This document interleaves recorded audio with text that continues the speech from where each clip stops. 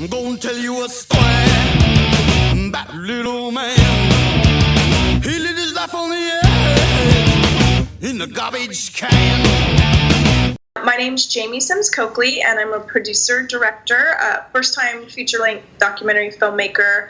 I'm an entrepreneur. I run 2 companies, one of which is a media company called Nadine Records Media, and I have, over the last 30 years, kind of dabbled in every type of storytelling, music, writing, photography, video, performing music, and now documentary filmmaking. I kind of settled into I'm just a storyteller, whatever medium I happen to be utilizing at the time. I think that ultimately I'm super interested in the human condition, and I find people fascinating, and I like to tell their stories.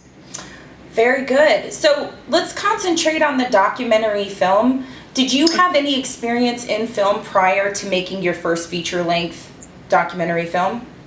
Yeah, when I first started, I would have said not really. And then as I kind of started thinking about what I'd done over the years, when I was in a band called Wax Apples, I managed the band and ran a little record label, which was originally Nadine Records. It's now the media company. But we did a lot of producing and coming up with ideas for little viral videos, and I was in front of the camera a little bit more, but always kind of bossy probably, and having my own ideas creatively. And then later on I did a mixed media art project called Intersecting LA, and I shot video of intersections, and I took photography of the intersections, and then I edited the video together, and that was like a pop-up one night mixed media art project kind of thing.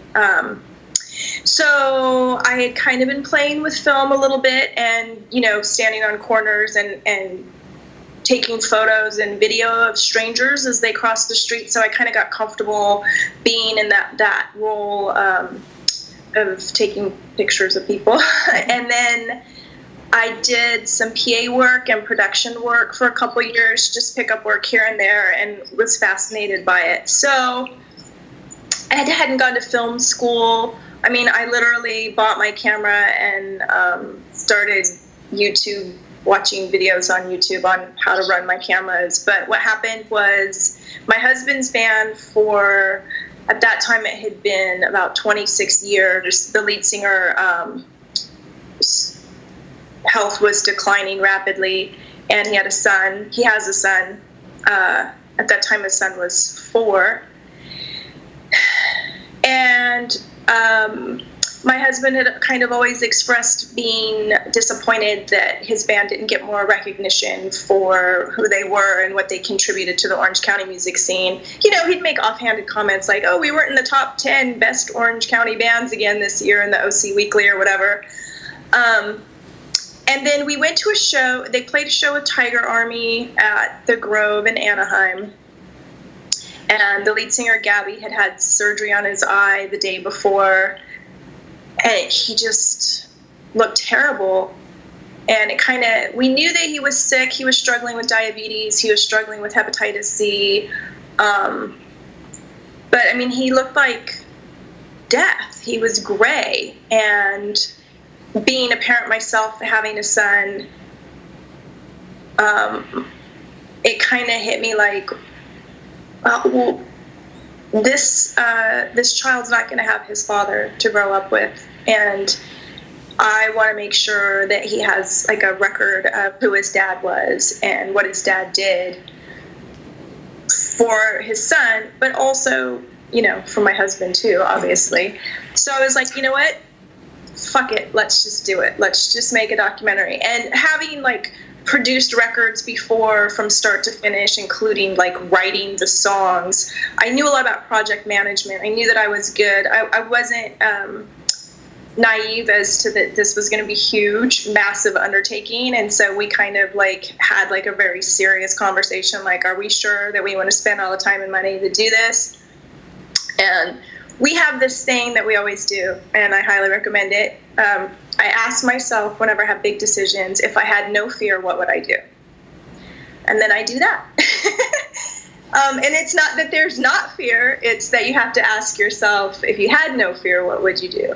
So that's what we did. We said, okay, if we had no fear about like financial insecurity or our abilities to actually produce and direct a feature-length documentary and all of the things that go into that, would we do it? And we were like, yeah, absolutely. Of course we would do it. It's the right thing to do. So that was December of 2013. It was December of 2013.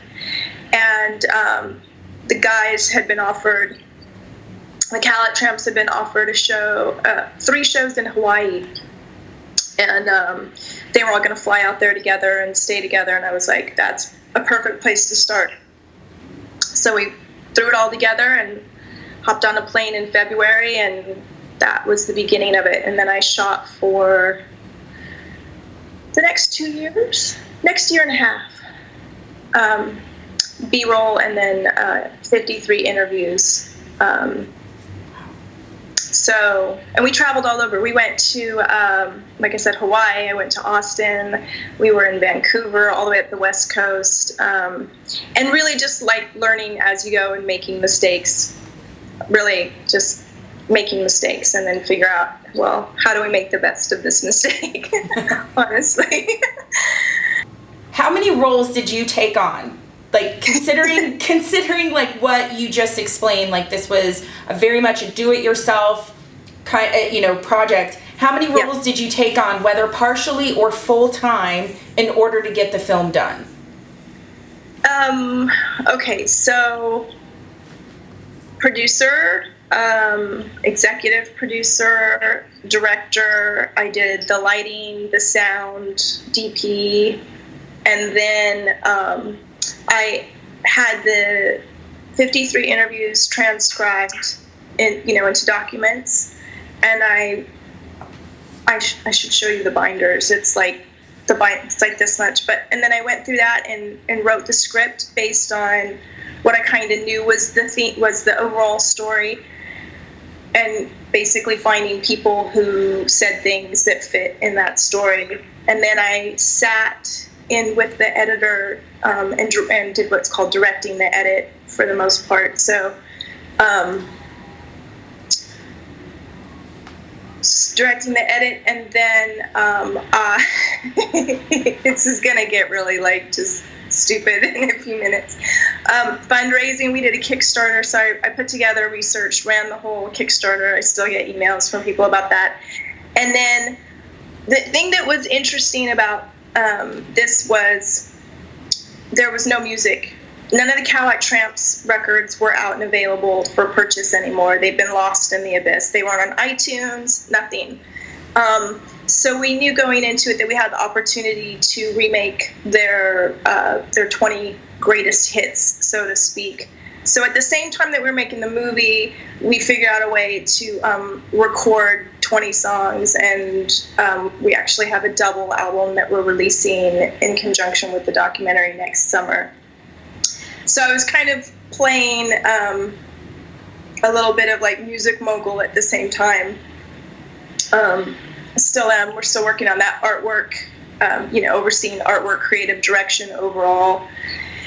And built the website. I run the store.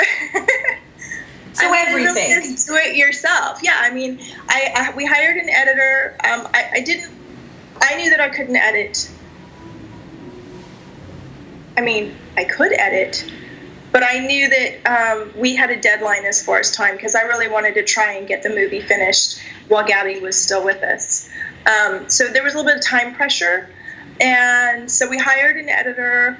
We spent money on a color correctionist. We spent money on a sound designer, graphics, because at the end of the day, my goal was for people to see the film. And so I did everything I possibly could, but the things that really mattered that would help it look polished and be watchable, we fundraised for, or we came out of pocket for. But yeah, a lot. And we did all of this in, 3 years. And it's been done, the film's been done since June. But then we're submitting to film festivals and prepping and getting the record finished. So we're shooting for a summer 2017 release of the actual movie. So. Okay, so you mentioned crowdfunding. So tell us a little bit about what that experience was like, crowdfunding in general, crowdfunding for a documentary film. But then on top of it, I have like kind of like a second question to that, which was, did you have any like VC backers ahead of time, or was this all initially, was it you guys as a couple, you and your husband, or was it the band that was initially dumping the money in? So how did that fiscal, responsibility start? So as far as crowdfunding goes, I love crowdfunding. So the Kickstarter campaign for the documentary was the third time that I've used crowdsource funding for art projects. The first time was in 2017, before Kickstarter was even a thing. You might remember this, Wax Apples. We had enough of a fan base and email list that we basically went to them and say, okay, we're ready to make a record. And we offered incentives, and we just set up a PayPal account and did it that way. And I think at that time we raised about, I think it was between $7,000 and $8,000, which really made it possible for us to make that record. So that was the first time, and that was a really great experience. It was less formal, not time pressure kind of stuff. The second one I did was for Intersecting LA. It was $5,000 on Kickstarter. I didn't research it as much. It was a little bit less pressure because it was $5,000. It was the documentary. We set a goal for $58,000 in 30 days, and everybody was like, "You're crazy! That's too much." But the band did have a pretty loyal following, and we knew that we were going to be doing some crowdfunding, so we'd been, kind of priming the pump on the different social networks for nine months, a year before we actually launched the Kickstarter. And then what made that really cool was we were able to go to people that we had connections with, and most of the incentives were donated, so I wasn't out of pocket a lot of money for the things that we gave as incentives, so that really helped. $57,000 is a lot of money to raise in 30 days. It was insane. I researched. The thing that I think is most important about, you're an artist and you want to make something, is you just can't, there's just no excuse for anything anymore. We have the internet, and I talked to a group of young actors about a year ago, and they were like, well, how'd you learn to? And I was like, I Googled it. I Googled everything. I learned how to crowdfund effectively by Googling it. I learned how to work my cameras. I learned what mic to buy. I learned how to light. Anything that you need to know is on the internet if you are willing to look for it and spend a little time and educate yourself. And people laugh at me. I'm like, no, but seriously, you guys, you can do anything. Just Google it. And then be willing to work hard and not be afraid to make mistakes. I think that's the one thing that cripples people is they go, well, I'm not going to do it right, or I'm not going to do it perfect. And so they don't even try. I didn't do anything right or perfect, but at the end of the day, I have a great film. And it was just because I kept at it. And like I said, if I knew that I had something that could be a perceived weakness, or that I would consider a weakness, like I didn't have a professional camera team, I didn't have professional lighting, I figured out a way to make that work within the story. I kind of went with it. We kind of played up the grittiness and the rawness. So you just have to do that creative problem-solving kind of thing. I really recommend crowdfunding. You have nothing to lose except for time and energy. And in this particular case, we crowdfunded. I'd been working on the documentary for a year and a half. We were deep into the edit, which was excruciating. And I had the side benefit that I didn't realize was there were all of these people that were so excited to hear this story that it really kind of got me through a really critical time when I was burnt out and ready to give up on it, because I got to feel the energy of all the people that were excited. And then I was like, oh my gosh, if 550 people are going to donate $58,000 to hear this story, I can do whatever I need to do to finish. So there's kind of a good gauge as far as moral support. And I don't know if moral support's the right thing, but as a businesswoman also, I felt like it was assured me that I was making a good investment of my time and energy, because if their community was as passionate to do that, to help us raise that kind of money in 30 days, then I knew there was an audience for the movie as well, which was really exciting. As far as the jumping off point, so Brian and I have always been musicians and artists, but we've never been self-sustaining at that. So we have another company that we run together that's like a more traditional mom and pop tile and grout. It's not sexy, it's not glamorous, but it's very lucrative.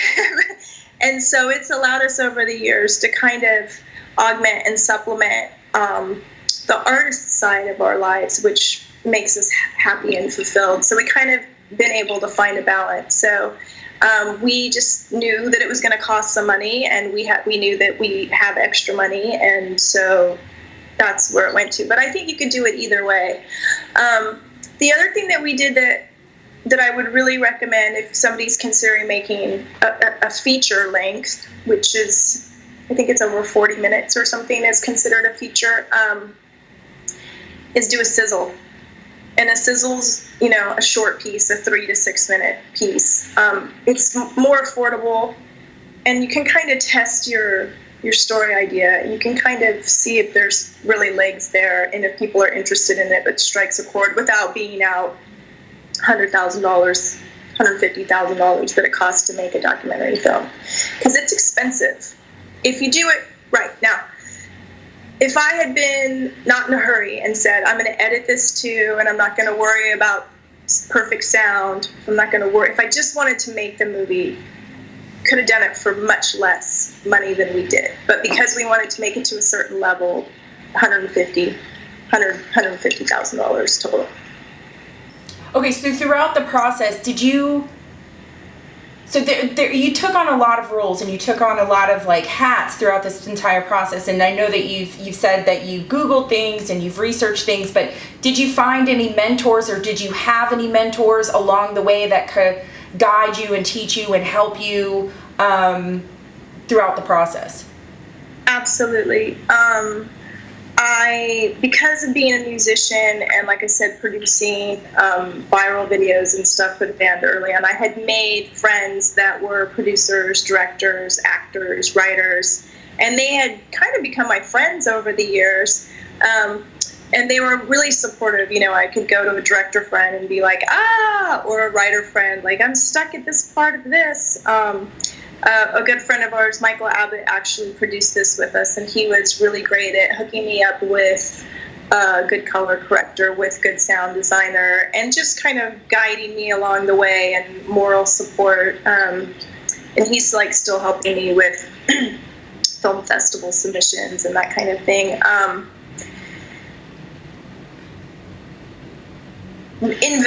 For me, that was invaluable to have that sounding board, and the encouragement. I think people that have made films before understand that they're messy and hard, and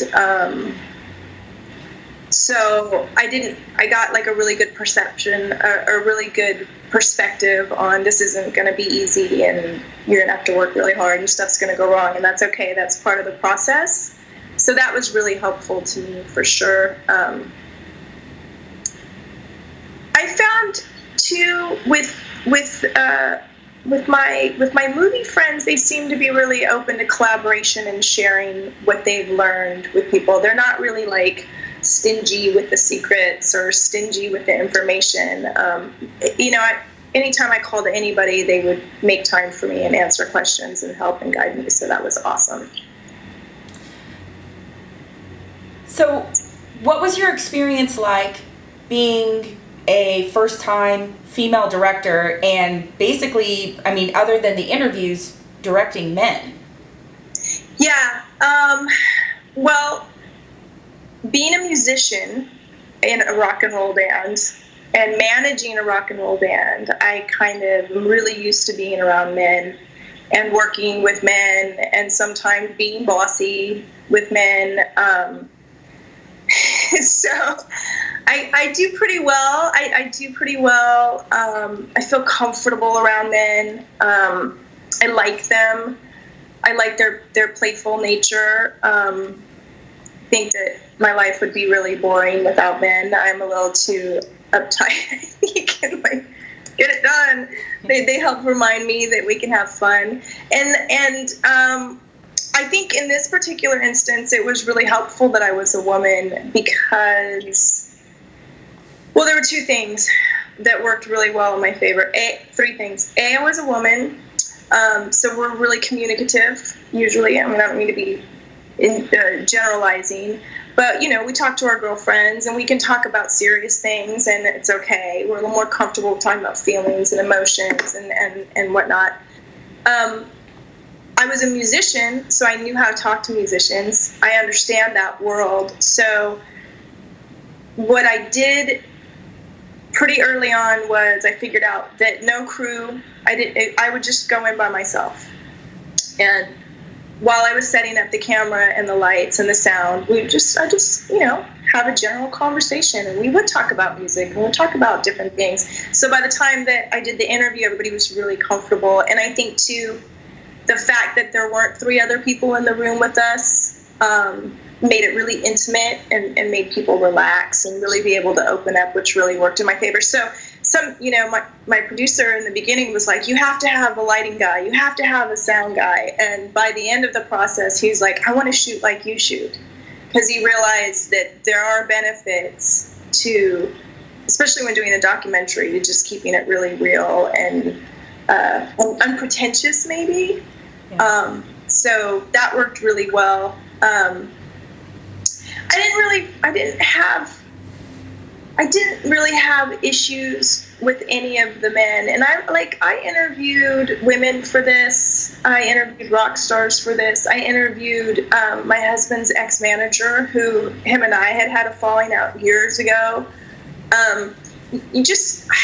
I had to be really willing to put myself in uncomfortable and unknown situations and just stay focused, and stuff would go wrong and I'd have to figure it out. Sometimes my camera wouldn't want to work or the mic wouldn't want to work, and you're like, oh, hey, rock star, giving me your time. Sorry that my crap's not working right now. And you make a joke about it and they get it and it's fine. So it was very challenging,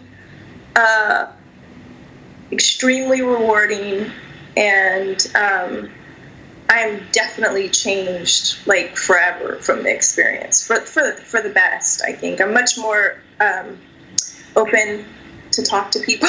I used to be kind of shy. You can't really be shy and direct a documentary. You gotta really be willing to get out there and put it all on the line. So. Okay, so tell us a little bit about your experience juggling all of the main titles of juggling the film, juggling being a wife, juggling directing your husband, and being a mom. Like, tell us how you managed that for 3 years thus far. Yeah, and still going. My husband's amazing. I picked a good one.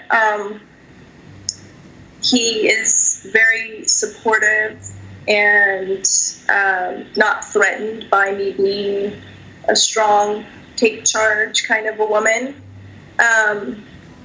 My son is older now. He's 17, so we started this when he was 14, 15. If he was younger, I don't think I would have been as willing to take on a project of this magnitude, but because he was a little bit older and didn't need me to be there, at quite the same level, that really made a big difference. How do you manage everything? I make a lot of lists. I put everything in my phone with 2 reminders, and then I try and stay. I take a lot of hikes. I do yoga. I meditate. I ask for help if I need it. And I kind of thrive in that environment. I think that's where I'm really happy most of the time, is stretching myself, challenging myself, pushing myself, doing things that maybe part of me doesn't think that I can do, proving myself wrong. I never really liked boxes or labels or stereotypes, and I certainly never want to say I can't do something that I want to do. So I think I always kind of have something to prove to myself, so that, and I'm not afraid to work hard. I mean, there's definitely times where you can feel that you're pushed to the max. My max is different than your max is different from somebody else's max, but we all have to be really aware of what our max is. And when I would get to that point, I would be like, okay, I'm taking today. I'm going to go hike. I'm going to go to the Korean spa. I just can't do this today, or I'm going to just fuck everything up. You have to be really self-aware. And that helps a lot too. But I think a strong support system, if my husband had been, why aren't you making dinner? Or the house is dirty, or blah, blah. And listen, I screwed up a bunch of stuff in our personal life. I really did. I dropped the ball on some bills because I was so focused on the edit and committed to being there that I wasn't paying attention as closely to a lot of other things. We were going to take money out of the house to finish paying for this part of the documentary, and I accidentally paid the mortgage $100 short and didn't realize it, and then I didn't open the mail, so that they reported us 100 days late. No, they reported us 30 days late. They basically said we didn't pay our mortgage for a month, but we did. I just underpaid it. So then now we couldn't borrow money on that house. I really made this little mistake that ended up being this huge mistake. And my husband was cool. He was like, yeah, well, you were making the documentary, honey. It'll be all right. Some people would not be that gracious. So I think the support system really helped. And like Brian said, my husband said to me recently, he's like, I never would have imagined that your anal retentive nature would come in so handy, but it's definitely awesome when making a movie. And I was like, that's right. See, we knew it.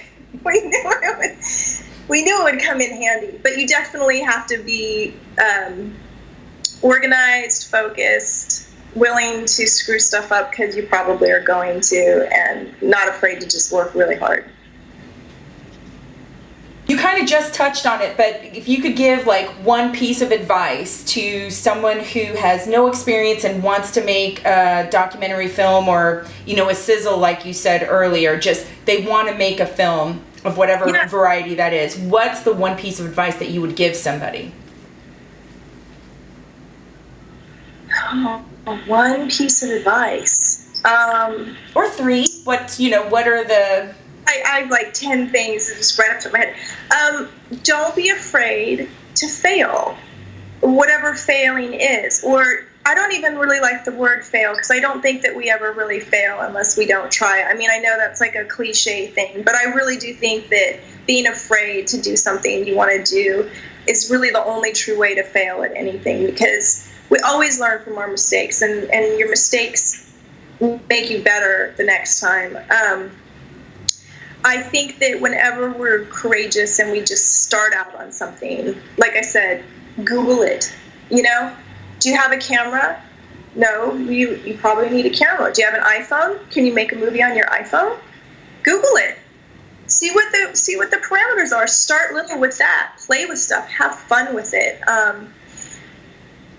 We had tons of fun. We made a Steadicam out of PVC pipe because I didn't have the budget for a real Steadicam, but I knew that I wanted to get some dynamic shots when the band played live.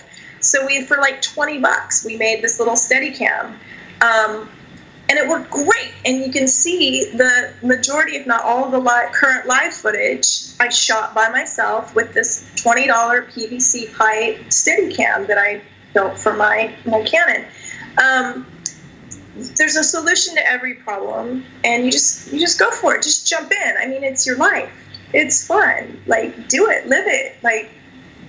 You don't want to have any regrets. I've never once regretted going out on a limb to tell a story that moved me. And I think that's really what's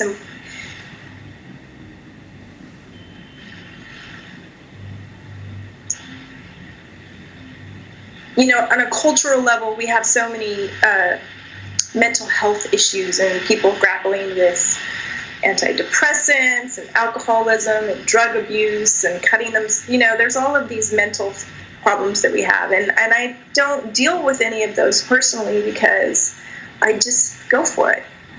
Like, just do what you want to do. The only thing that's stopping you is you. At the end of the day. That's great advice. So as you've been going through this process and you're now at the film festival stage, right? So what social media are you using to get the word out that this film exists? Right. Well, the Kickstarter was great for that because this documentary was based on a band who'd been a band for a really long time. They already have a pretty big base of fans all around the United States and the world, really.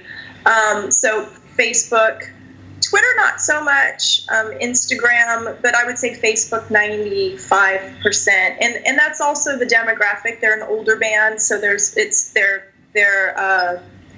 fan base skews a little bit older. And then, like, when we did the Kickstarter, that was 550 people, so we have that kind of jumping off point. And I do Google AdWords for the website, which I highly recommend people figure that out. Google AdWords, figure out how to use it. You can set a budget, and it really helps. And then just trying to be creative and think about what's going to keep people engaged. But not overly engage them. I don't really do email lists too much. I feel like personally, I get so many emails every day that it almost makes me angry at a company that I used to like. So I really try and keep emails to a minimum and just rely on people that are passionate about it to help us spread the news. And it's kind of got a life of its own. We started selling merchandise this month to help raise the final money for mastering the records, and we did over $5,000 in October, which I was not expecting at all, and that's just kind of pent-up demand. This was a good business decision, if I'm thinking like a businesswoman, to do a documentary on this band because there was already a fan base there. It's not like I'm having to tell a story that nobody's ever heard of to people that don't care and make them care. There was a lot of passionate people that already cared about this, so that helped a lot. Okay, so did you hire at all, like in this end stage, like in the winter process of getting this film out, do you have an agent, manager, publicist? Are you planning on hiring anybody like that? Is that in your cards? Have you thought about that? We've met with a couple people. I feel like I'm always torn about this because I am a DIY kind of girl.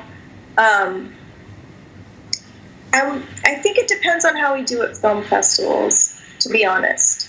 And if we get into some film festivals and we generate some buzz and we have people interested, distributors interested, then there's some money that can come on the table to help with that kind of stuff. If not, then probably we'll just do what we've been doing, is I'll just build off the fan base that's already there and the excitement. I mean, we pre-sold 600 copies of the documentary already, and it's not even going to be out for another 6 months. So those are really interested fans that once they see it can help spread the word that way. So I think that we can do pretty well on our own. Do I think I'm going to necessarily make back the money that I invested in this? Maybe over time, but that really wasn't what it was about. And I think I was thinking about this earlier, actually. Our motivations for making art. I think at the end of the day, especially when it's something really big like a documentary that's going to eat up years of your life and tens of thousands of dollars potentially of your money, it's really got to be a story that you believe in and something that you're very passionate about and something that you feel like. I think it has to go beyond your own ego. Did I make a documentary because I wanted to call myself a director, a producer. I'm sure there's some part of me that is okay with that. But I think overall it was like a higher calling for me. I wanted to document a story of a man who saved a lot of people's lives for his son and for their fans and for the band themselves and my husband. So I think, I don't know where I was going with this. I just think, you were talking about advice as far as what my one advice I would say is just go for it, but also make sure that the story that you're telling, you're telling for reasons other than your own ego. Or I think you'll be really miserable. Whatever it is, whether it's music or writing or whatever it is, find some higher purpose for it, and it will be much more fulfilling. Ava DuVernay, I saw her speak at South by Southwest 2 years ago, film festival. She just come off of directing Selma. She had never directed a movie with a bigger than like $250,000 budget, and now she's working on this epic with Oprah Winfrey. And she said she was kind of freaking out.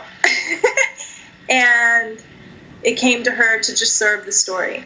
If she served the story with whatever decision she had to make, regardless of how big or how small, that at the end of the day, whatever happened, she would be okay. And I really clung to that through every decision that I made in this movie. And, it wasn't easy. I struggled in every part of making this movie. There were big struggles and big decisions about questions to ask. And do I push further? Do I leave this alone? There were a lot of moral questions that came up. And I just would remember that, serve the story. And I made that decision a lot. And at the end of the day, I think it worked out fantastic. But I think that's an important thing as an artist, whatever story you're telling, is that make it more about the story than about your own ego, what you want your title to be. Okay, what advice would you give bands to, because you were a musician, so it was very easy for you, and not easy, I don't mean to demean it, but it was, speaking with being a musician, you could understand how to cut through the nonsense and get to the nitty gritty. So what advice would you give to bands if they want to be inside a documentary? They want to have a film about them. What do you need as a director from musicians to get the story? Because musicians can sometimes be a little, Yeah, assholes. Yeah, totally. Musicians are assholes, but they're my favorite assholes. Totally. I love musicians. I'm a musician. Start filming everything as much as possible. First of all, B-roll is crucial. Archival footage is crucial. Photographs, save every little thing. I used to make fun of my husband for saving every gig, every t-shirt that he had from a gig or whatever, but all of that stuff comes in handy. And to make a documentary, you need a lot of that archival footage. You need a lot of those old pictures. You need a lot of video. Because you don't just nobody wants to just sit there and watch talking heads like you're watching me forever. And that's actually a term that people use in the documentary world, is you don't want too many talking heads. It gets boring. So, use your iPhone. Take video practice. Take video load in. Take video of arguing. Take video of whatever you're doing. You don't have to constantly be filming, but keep it, save it, because if you end up having a story that somebody finds compelling, they're going to really need that. Make great music. Be an interesting person. You don't have to be a good person, but be interesting. And the best stories are stories that have, a higher theme. Look for the story that somebody who's never heard of your band can connect to. So with the Cadillac Tramps, it's a documentary about this band, but there's a higher story of brotherhood and mortality and coming of age that makes it accessible to anybody who sits down to watch it, whether they've ever heard of the band or whether they like the music. That kind of almost becomes inconsequential. because it's more about these human beings sharing their experience, strength, hope, their highs, their lows, their failures, and their successes in a way that we can relate to and that we can find inspiration and hope for. So just be awesome. Don't be boring. That's great advice. Okay, so last 2 questions, kind of like the same thing. Where can people find updates on what's going on with the film, and where can people find you online? You cannot find me. No. Okay, so you can watch a sizzle on the documentary and look at behind the scenes photos and buy merchandise and read press and all that stuff at the Cadillac. It's not is it the? I think it's just Cadillac Tramps documentary.com. Yeah, there's no the. Cadillac Tramps documentary.com. And that's where we're going to update with film festivals, release dates, everything that you want there. And there's an info at Cadillac Tramps you can email, and that will get to me as well if you have questions.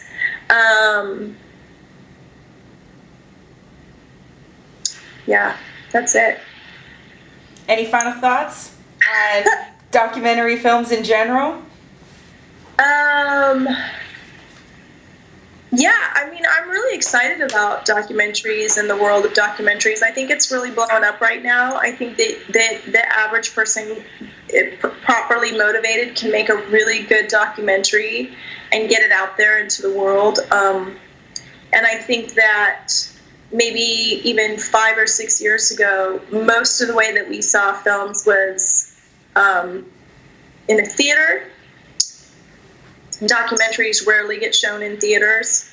But now with things like Netflix and Hulu and Amazon, there's a constant need for new content.